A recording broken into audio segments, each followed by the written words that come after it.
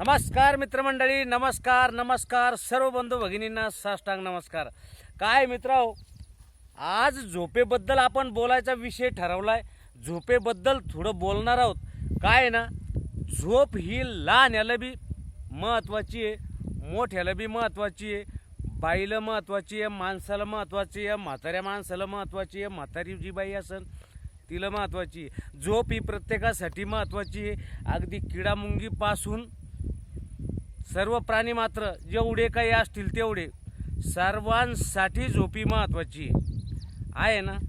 पण काय आहे, ही जे निसर्गानं लावून दिलेली झोप आहे, तुम्हाला आम्हाला सर्व जनतेला जे निसर्गानं लावून दिलेली झोप आहे, जी रात्र दिली झोपण्यासाठी, निवांत झोपण्यासाठी, शरीराला आराम देण्यासाठी जी झोप दिली ना निसर्गानं, ही सगळ्याच्या कामाची आहे, सगळ्याला निरोगी ठेवण्यासाठी महत्त्वाची आहे। पा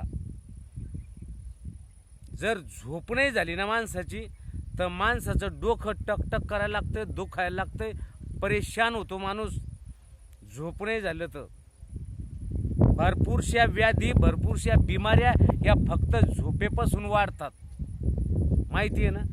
कित्येक जनतेला, कित्येक मंडळी, बाया असन, माणसं असन, लेकरं असन, दवाखान्यात त्या झोपेसाठी जातात की आम्हाला झोप लागत नाही, आम्हाला झोप लागत नाही। झोप न लागण्याचे भरपूरसे कारण आहे बरं का। या कारणाबद्दल आपण बोलणार आहेत, विचार करणार आहेत की झोप न लागण्याचे सुद्धा भरपूरसे कारण आहेत। माणसाकडे पैसा नाही, कसा येईल, कसा कमावला जाईल, प्रपंच कसा हाकल्या जाईल, या गोष्टीसाठी बी कित्येक मंडळी त्रस्त आहे। कित्येक मंडळीची झोप उडालेली की पैसा नाही, कसं कमवायचं, कसं खायचं, कित्येक विचारात पडलेली जनता आहे। काही मंडळी करते एवढा पैसा आहे, ठेवायचा कुठं, काय करायचं, चोराची भीती, दरोड्याची भीती, इन्कम टॅक्सवाल्याची भीती, त्याच्या मागं भीतीचे डोंगर उभे राहिले काही माणसं आहे मागं। आणि त्या भीतीच्या डोंगरापोटी, त्या भीतीमुळं कित्येक जणांच्या झोपा गेल्या, नाविलाज त्या गोष्टीला कित्येक जणांच्या झोपा गेल्या। आपण आज तोच विषय निवडला की भाऊ, झोप ही माणसासाठी इम्पॉर्टंट आहे आणि ती झोप आपल्याला पाहिजे। जर तुम्ही समाधानी असाल, जर तुमच्याकडं समाधानी झालेलं मन असेल, तर तुम्ही आहे ना 100% तुम्हाला झोप येणार, 100% झोप 100% यायची त्यालाच येते, प्रत्येकाला 100% झोप येत नाही। त्याच्यासाठी अमुक प्रकारच्या आणि तमुक प्रकारच्या गोळ्या खावा लागतात झोपासाठी। पण भरपूरशी अशी जनता आहे, सर्वसामान्य वर्ग आहे की त्याला झोप आपोआप लागते। भरपूरशी अशी मंडळी एक आपोआप झोप, जेवण 2 घास पोटात पडलंय, समाधानी, पोतं जरी आथरलं तरी आबद गुमानं गप दिशी त्याला झोपा लागतात। असे नशीबवान माणसं भरपूर आपल्या समोर आहे, आपल्या नजरेसमोर आहे। पण काही मंडळी इतकी काही अभागी म्हणता येईल, दुर्दैवी म्हणता येईल, सर्व असून पैसा, आडका, धन, द्रव्य, सोनं, नाणं यायच्याकडं बखळे, तुडुंब भरलेल्या तिजोऱ्या यायच्याकडं, पण तेवढं त्याला झोप नाही। मी तर म्हणतो, ज्या माणसाकडं झोप नाही तो गरीबातला गरीब म्हणता येईल, गरीबातला गरीब। भरपूरशी मंडळी झोप नाही।